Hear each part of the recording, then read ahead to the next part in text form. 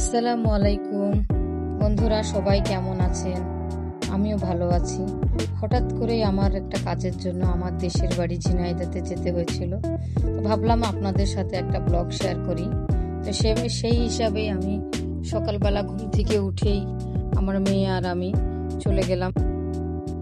আজমপুর থেকে আমরা আবদুল্লাপুরের উদ্দেশ্যে রওনা দিলাম রিক্সাতে করে। উত্তরার ভিতর থেকে 6 নম্বর সেক্টরের ভিতর দিয়ে আমরা আস্তে আস্তে এগোতে থাকলাম। তো এভাবে আমরা এগোচ্ছি। সকাল বেশ শান্তশিষ্ট পরিবেশ। উত্তরার ভিতরে একটু 6 নম্বর সেক্টর খুব শান্ত এমনিতেই। তারপর গাছপালা, এদিকে বেশ ভালো লাগছিল। সকালে একটু ঠান্ডা ঠান্ডা লাগছিল, বাতাস ভালো লাগতেছিল গায়ে। আর যে গরম পড়ছে, ভাবসা গরম, সেই গরমের মধ্যে আমাদেরকে হঠাৎ আবার যেতে হলো।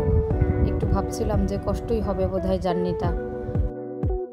তো একটা হোটেলে উঠলাম, যেহেতু সকালে নাস্তা খেয়ে আসিনি, তাই ভাবলাম একটু নাস্তা খেয়ে নিই। তারপরে আমরা ঝিনাইদহর উদ্দেশ্যে বাসে উঠে বসলাম। বসে স্টার্ট হয়ে গেল ইনশাআল্লাহ। তো আমরা তো যাচ্ছি, এই একদম উত্তরার ভিতর থেকে যাচ্ছি। দেখলাম সেই সময় যানজট কম, দু একটা গাড়ি যাচ্ছে, ভালোই লাগছে। একদম সুন্দরভাবে আমরা যাচ্ছি।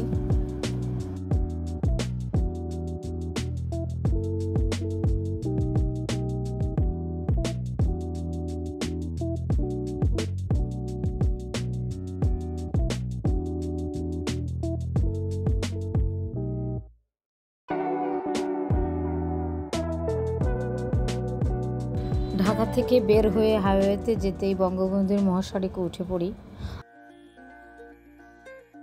আর কিছু দূর পর যেতেই পদ্মা সেতুর উপরে উঠে পড়ি। এইবার নিয়ে আমার পদ্মা সেতুর উপরে তৃতীয়বার উঠা হলো।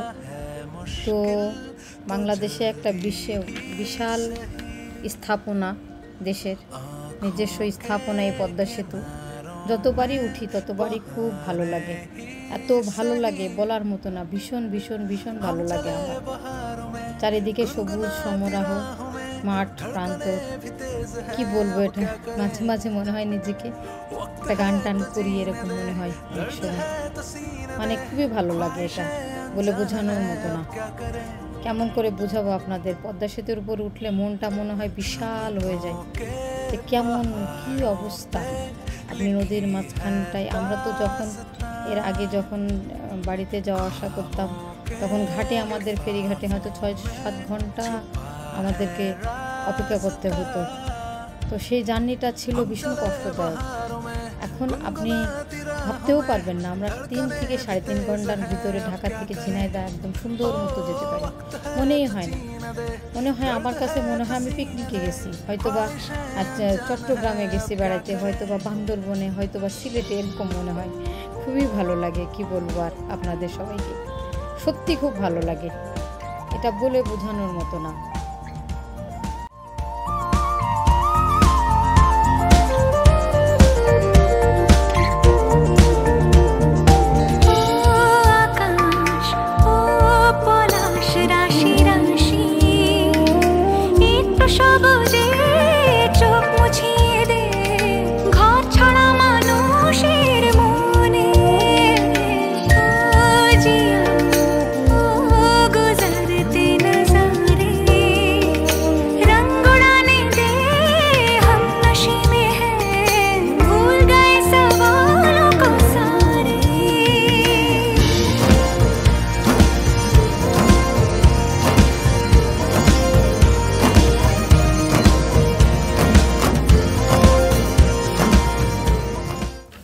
মাঝে ফরিদপুরে আমরা 10 মিনিটের জন্য বসি, মানে এখানে একটু 10 মিনিটের জন্য ব্রেক দিয়েছিল আমাদেরকে।